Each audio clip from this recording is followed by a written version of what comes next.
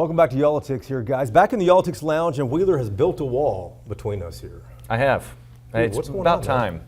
Before we started, you didn't have that here. Why are you doing that? Chance of build the wall here on yall-itics began long before that became a thing in actual politics. Perhaps you could offer some advice on how now we've got a separation between us, like the one that my wife has created with pillows between us, because I have multiple fans and she can't stand it, so she has this wall of pillows now.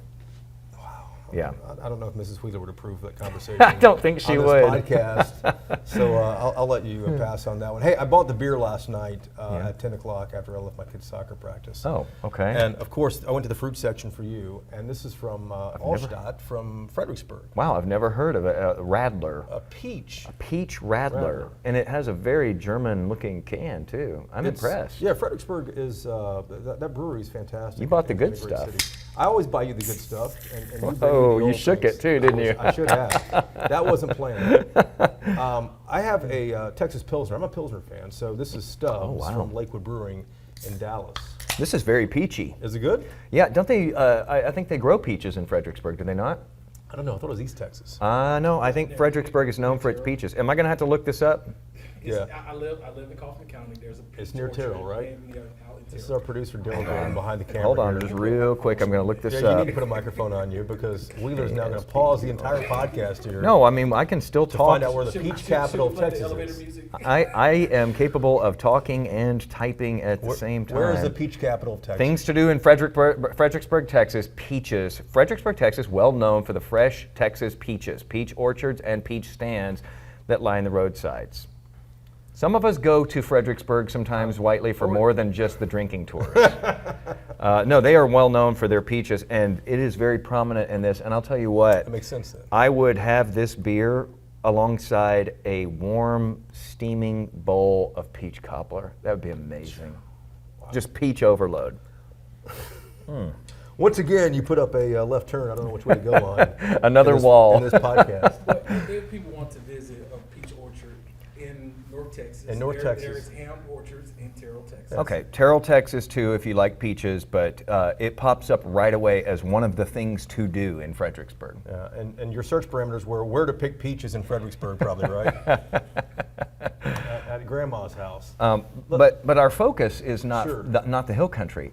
No, our focus is the Gulf Coast. Yes, it is. And our hearts go out to you know, what happened there to the millions of people who live along the Gulf Coast. They're used to storms. Yeah. They're used to the devastation they bring. And unfortunately, folks in this state are used to power electric outages. Failures when it comes to severe weather here. We've got it. Well, sometimes when it's not even severe weather, but yeah, certainly when severe weather happens, and my mom is one of those refugees who has left Southeast Texas for the confines of my house in DFW because she has no power and she can't stand it. I mean, it's unbearable. Houston heat is unbearable on a good day when you've got fans and air conditioners and all that stuff, but especially when you don't have those things. So what's coming to light now, we're almost a week after the storm, what's coming to light is that CenterPoint, which is the main utility down there, electric utility, wasn't prepared. Yeah, I think they call it a TDU. So it's a transmission and distribution utility. You have your power company that you pay your bill to, and there are a million of those. But the TDU is the one who actually handles the transmission of all of that electricity. So they handle it for all of that area. They own the lines and the poles. The lines and the poles, and the lines and the poles haven't done so well. For those of you who are watching us and not just listening to us, by the way, as we record this is the current outage map or re-energization map that CenterPoint has. And if you look there, the light greens are the partially energized, as they call them, and the browns there that you see are assessment in progress. Still a lot of browns out there. Assessment in progress basically means we're still looking at it. We haven't quite gotten to it yet, but you can see it's not a pretty situation for a lot of the area there. They have had some people energized, though. Neat thing is before this map, apparently this took a while to get up and going, and this wasn't going during the storm, and everyone's asking, where's CenterPoint? Why can't we see what's going on? You know who they relied on? Good old Whataburger. serious. I thought this was a meme when I first saw it scrolling through social media. Check this out right here. This is Whataburger. This was their outage map. Because basically, if you looked up Whataburger locations, the ones in gray, which was most of the area there around Houston, those are the ones that didn't have power, so they were closed. The ones that are orange, the typical Whataburger orange, were the ones that were open. And so that's how people could tell sort of where power was and wasn't. So shout out to Whataburger here for being able to stay online when CenterPoint could not. Somebody had to. CenterPoint's outage map has been offline since mid-May when they had that last freak storm. The derecho. The derecho that crumpled their huge transmission towers. And now they have this going on down there. The stats, though, are unbelievable. Right now, after this hurricane, a Category 1. Category 1. The lowest you can get on the hurricane scale, 2.7 million people in CenterPoint's area without power. 80% of all their customers do not have power. So our colleague down there at KHOU is Jeremy Rogalski, senior investigative reporter. He started getting calls, and he started wondering himself when he's driving around, like a lot of folks are in Houston, why am I seeing bucket trucks sitting in parking lots? These electric utility trucks that have need to be out there working. And the folks who are out there working, our hats off to them because these are long days and we know what's involved with that.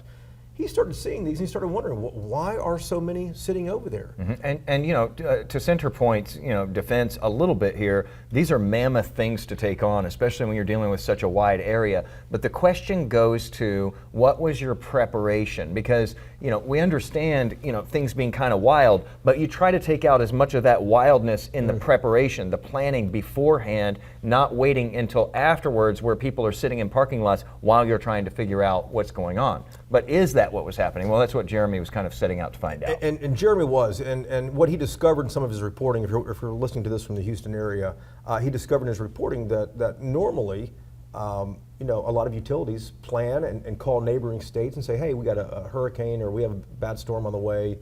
Can you come over here and stage and help us out because we're expecting some bad stuff? Well, come to find out, CenterPoint didn't do that. CenterPoint had, I think 2,500, 5,300 trucks. Right. They ended up calling in 12,000 after this Category 1 came ashore. Right. So Jeremy's been talking to a number of people from the C-suite to the Director of Communications there, and we want to play one of the interviews, just part of this here.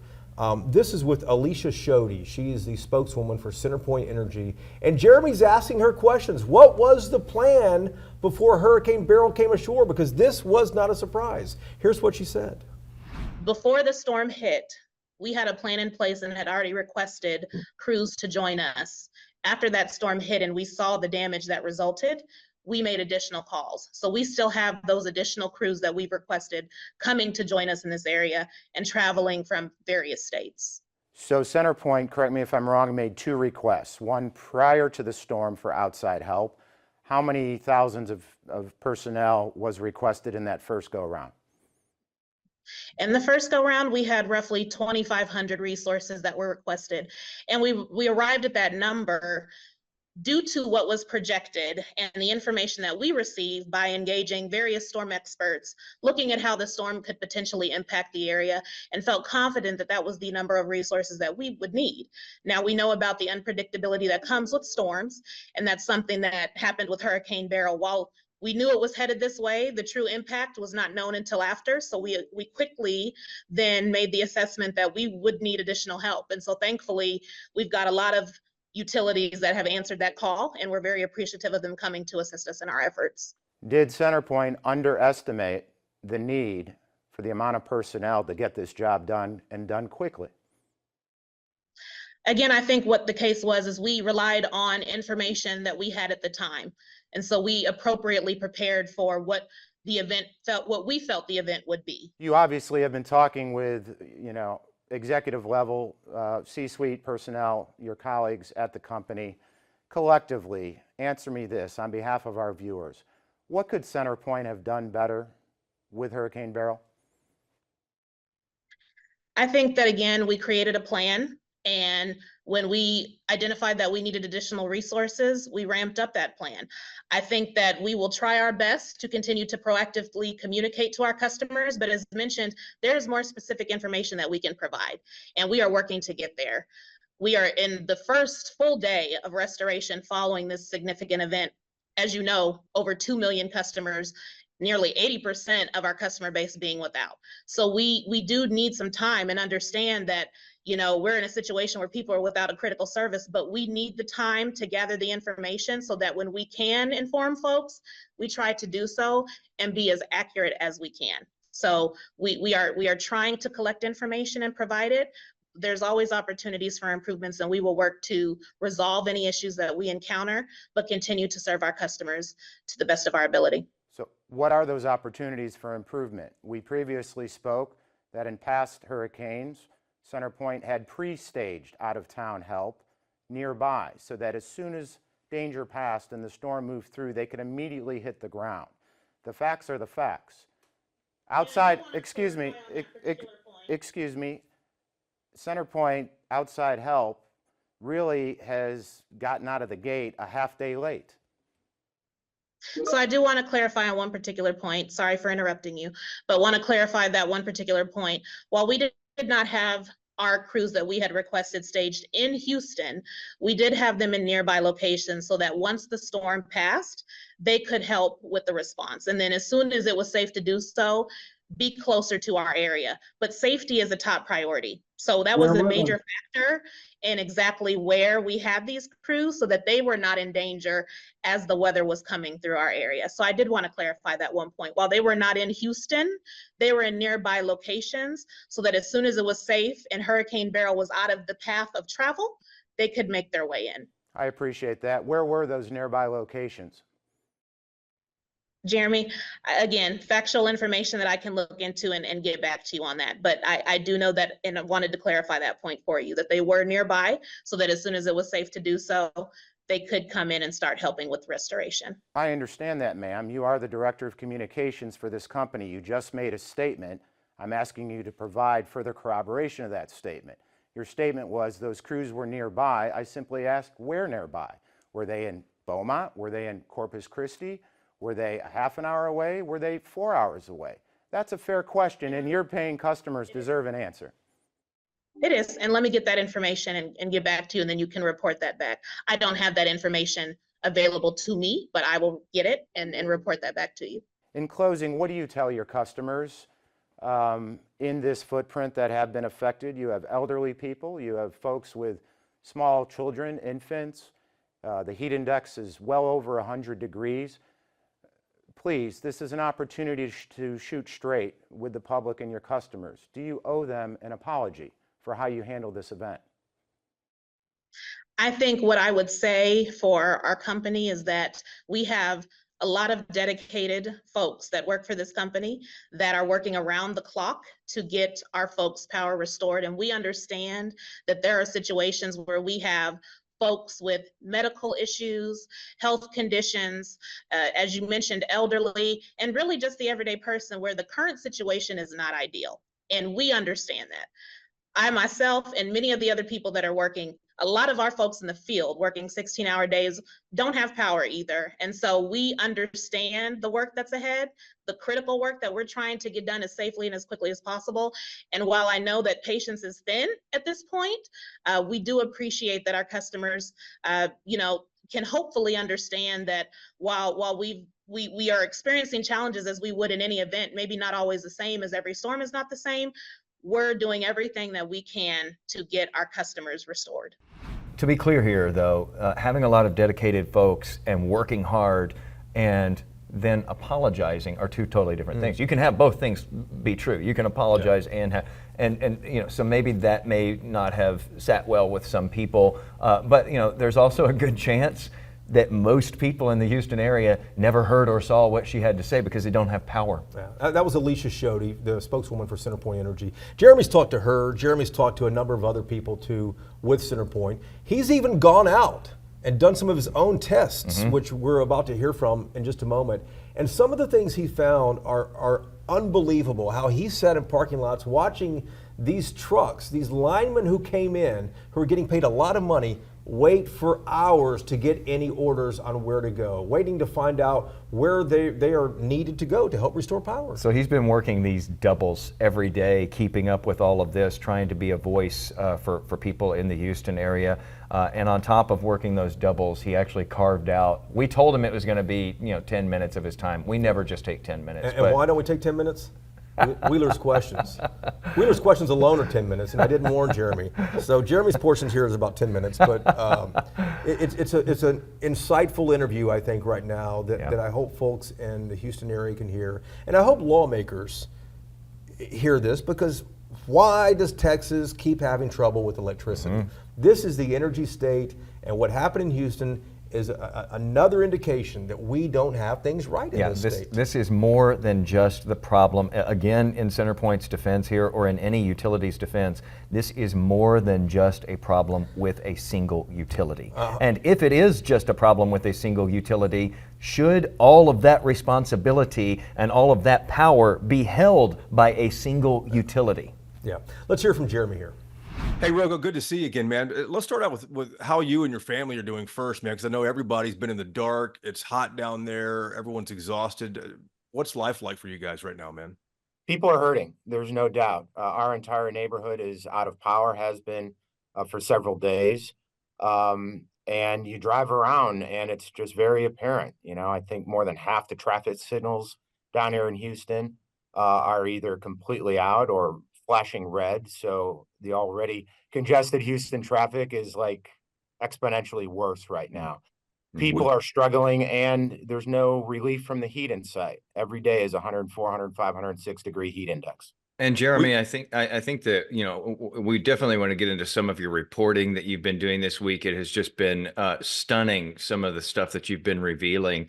But first of all, I mean, we're both from Houston as well, or at least Jason, pretended to be for a while. Whiteley was a transplant there for a little bit, but I'm from there originally. This seems like this would be muscle memory by now to get all of this stuff back in place. Houston gets hit by storms constantly, and serious storms. I mean, this storm wasn't, any stronger than a lot of them that have come through, but it doesn't seem like that muscle memory exists. Yeah, I think that's a good point. I think the two main questions hovering over CenterPoint this entire week are, number one, were they slow out of the gate in their power restoration efforts? And number two, after the storm passed, have they been playing catch up? And I think those questions are warranted by CenterPoint's own numbers. If I can just take a second to break them down. Before the storm, they requested 2,500 what's called mutual assistance workers, the out-of-town guys who come in to help out. After the storm hit, they had to scramble to ramp that up to nearly a total of 12,000. So if you're down here at 2,500, then you got to go up here to 12,000. Look at that gap. Common sense says the mark was missed, and missed big time. Now, in fairness, CenterPoint says, hey, we planned accordingly based on, quote, the information we had at the time. But again, you're talking about needing 10,000 roughly more workers. There's some serious follow-up questions to ask. And the storm wasn't a surprise. We watched it coming for a week to 10 days. We knew it was hitting Texas at some point. We thought it was in South Mexico, then South Texas, Brownsville, Corpus Christi, and then it moved on up to Matagorda Bay. Again, you and I, we've all seen these storms come ashore from the Gulf, and trying to nail down why they weren't ready is the big thing that I'm still shocked about. But you've been asking questions. You've been trying to get answers from a number of people, from the director of communications at CenterPoint up to some of the C-suite folks as well. I'm curious what kind of reactions you've had to your story, because for people who don't realize it, in TV news, if you do multiple stories, that means you keep getting tips, you keep getting more information, you keep getting feedback from the community. And I can't imagine that you haven't had, just gobs of that. We're the voice for the voiceless, right? That's what we do as journalists. You know that, Jason. People, I go into an interview asking the questions that my neighbors want to ask, that my friends want to ask, that really everybody's asking. and really just trying to hold their feet to the fire. You know, to your earlier point about the trajectory of the path, you know, a day afterwards, Lieutenant Governor, Acting Governor Dan Patrick said, I'd be shocked if anyone were to say, you know, this doesn't have a chance at coming straight to Houston. And so again, it goes back to that preparedness from CenterPoint. You know, we asked the director of communications, well, where did you stage these crews?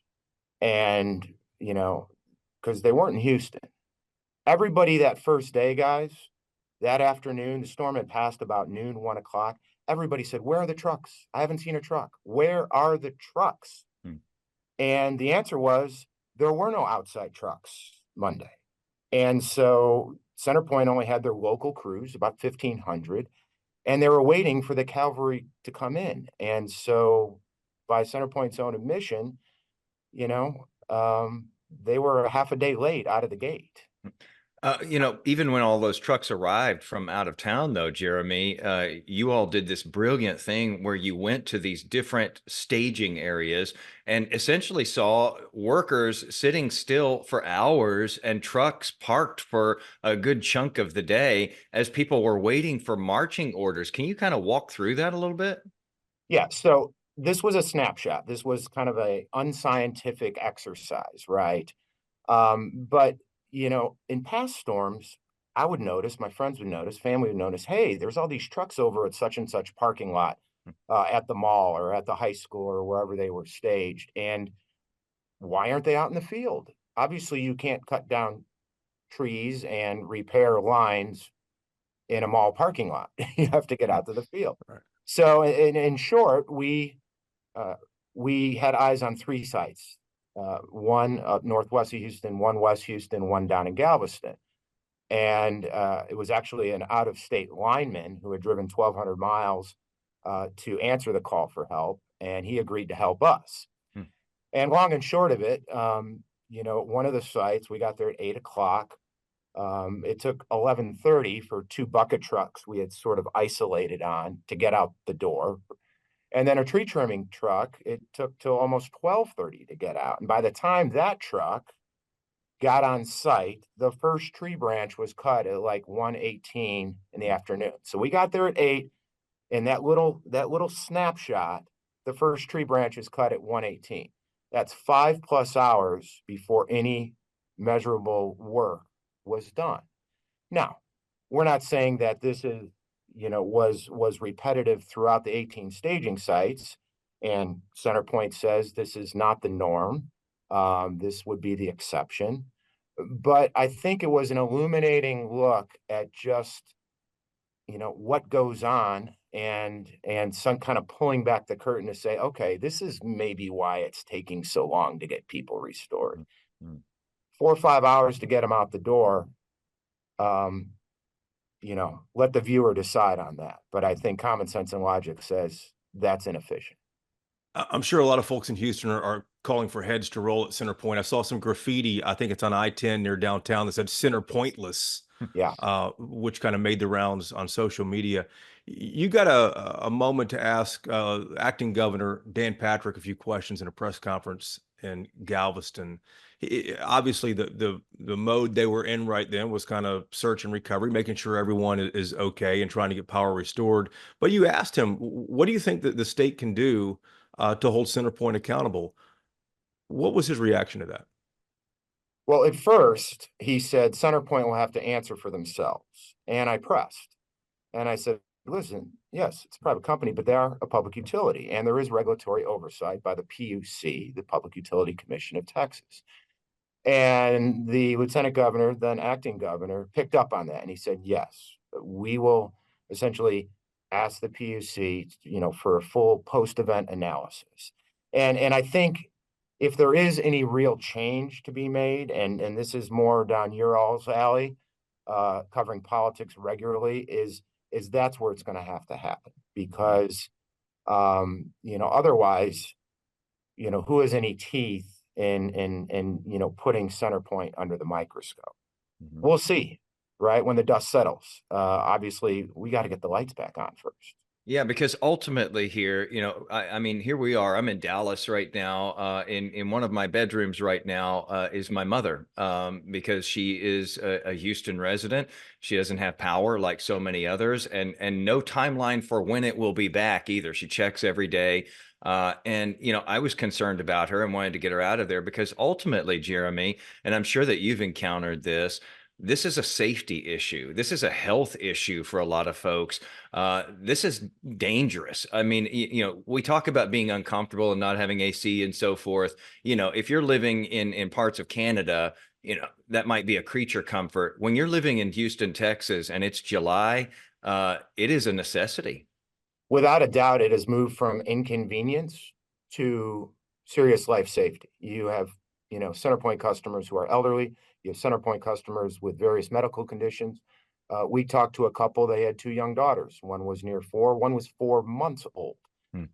It doesn't take a medical doctor to say, if it's 90 plus degrees inside your home and you're caring for a baby, that's not good. And so, yes, as time goes on, this is no longer, oh, I don't have, the conveniences of normal life. This is serious, life threatening scenarios we got talking here. Jeremy, we just heard from the CenterPoint spokeswoman, the extended interview you guys have posted at KHOU.com, and is a 23-minute interview, I believe.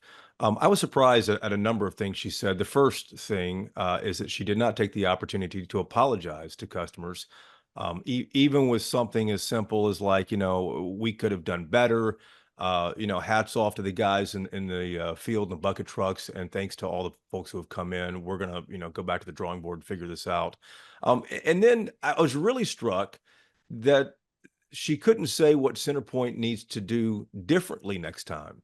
Like Jason mentioned earlier, this is old hat for Houston. You guys have been dealing with storms for decades and centuries, essentially. But improving getting the outage map back online so folks aren't relying on Whataburger to find out where the lights are on. Right. That's one obvious thing to do. Isn't it obvious that they need to, take another look at their forecasting room and whoever's forecasting these storms and how much pre-planning they need to do? You know how it works, and folks who don't realize, maybe first responders, when there's a call for something that goes out, whether it's a shooting or a car wreck or a building explosion, first responders send everything they have and then they pair back as needed. The Yep. fact that CenterPoint didn't do this is shocking to me, and I'm sure frustrating to folks in Houston.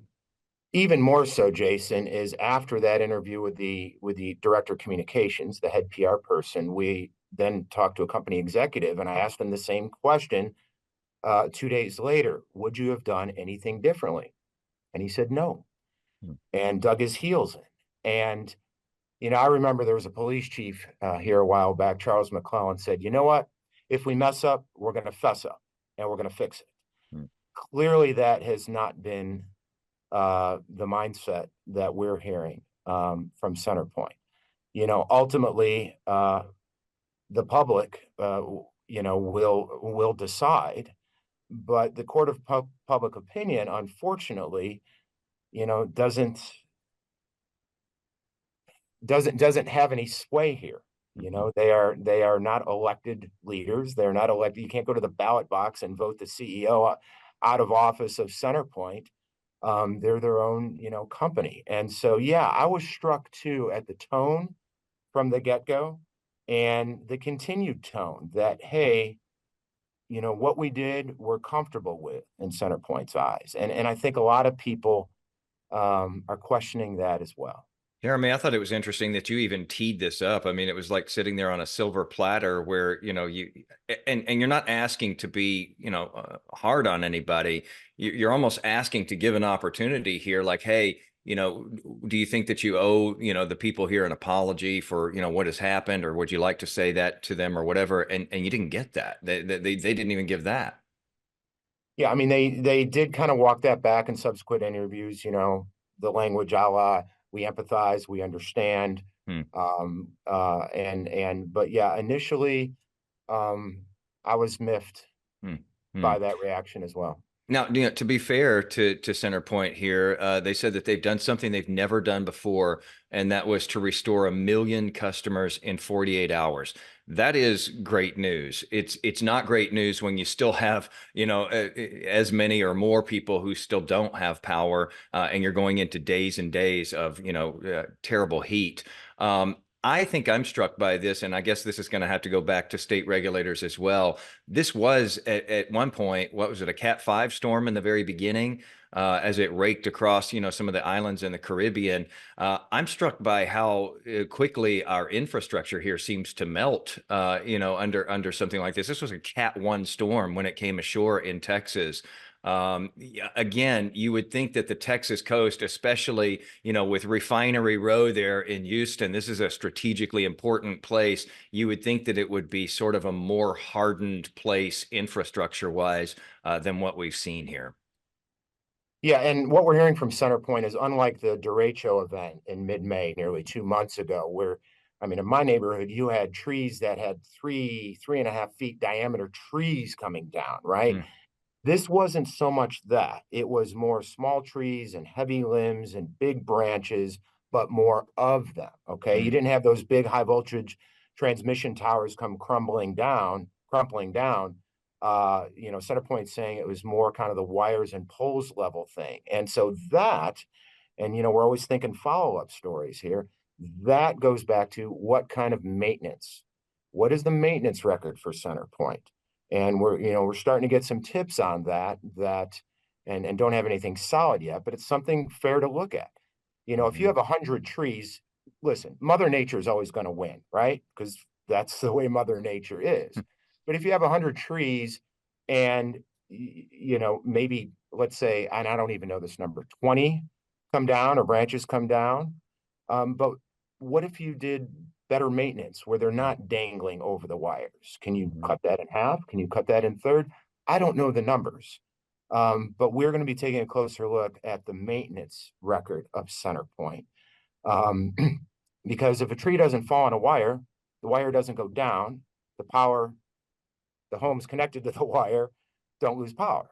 Mhm. It's ABC. So yeah, hardened infrastructure, but also on the maintenance side too is something to look at.